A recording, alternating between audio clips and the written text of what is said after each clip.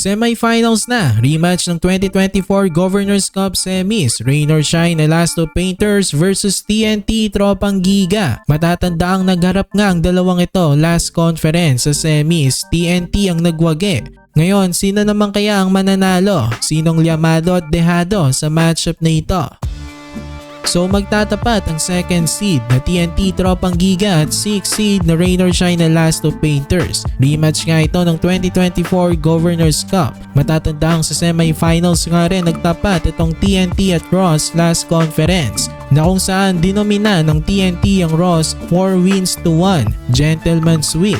Ngayon magtatapat ulit sila, same players. Sa TNT si RHJ pa rin ang import. Sa Rain or Shine naman si Dion Thompson na. Pero ang tanong, same pa rin kaya ang magiging outcome ng series na ito? TNT pa rin kaya ang mananalo? O babawi na ang Rain or Shine? 2 weeks ago, January 31, nagtapat itong dalawa. Last game nila pareho sa elimination round na kung saan nanalong Rain or Shine Elasto Painters 106 to 96. Isang magandang panalo yon para sa Rain or Shine pero wala namang maitutulong yon sa semifinals rematch nila. Back to 0 na at best of 7 series. So dito na talaga magkakaalaman. May the best team win. Pareho namang malakas na komponan itong TNT at Ross. Parehong loaded ng mga talented players. Mas malalim lang ng kaunti ang lineup ng TNT. Pero hindi naman ganon kalayo dahil maraming reliable role players rin ang Elasto Painters sa team. Sa TNT nandyan sila Jason Castro na kapag playoffs mas lalong gumagaling itong si The Blur, Calvin Optana, RR Pugoy at Poy Eram.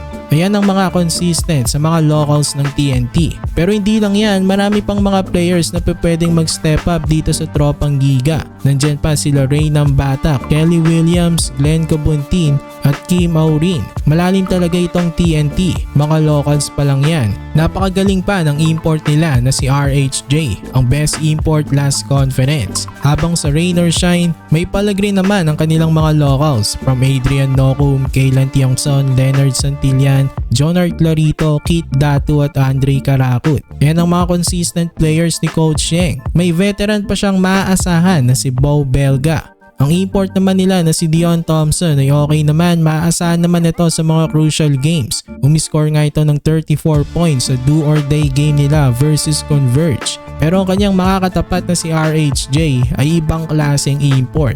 Ito ang stats ni RHJ at Thompson this conference. May kitang lamang sa points, assists, blocks at steals si Hollis Jefferson.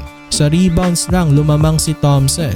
Masasabi natin liyamado ang TNT dahil nasa kanila si RHJ at mas better ng konti ang kanilang mga locals. Pero hindi naman ganong kalyamado itong TNT sa Ross. Mataas din ang tsansa ng Elasto Painters manalo. 60-40 siguro itong series nila. Pero para sa inyo mga kabakets, sinong tingin nyong magwawagi sa TNT at Rain or Shine? I-comment nyo na yan sa comment section at pag-usapan natin. So ito lang naman ang ating video. Maraming salamat sa inyong panunood. Please like, share, and subscribe.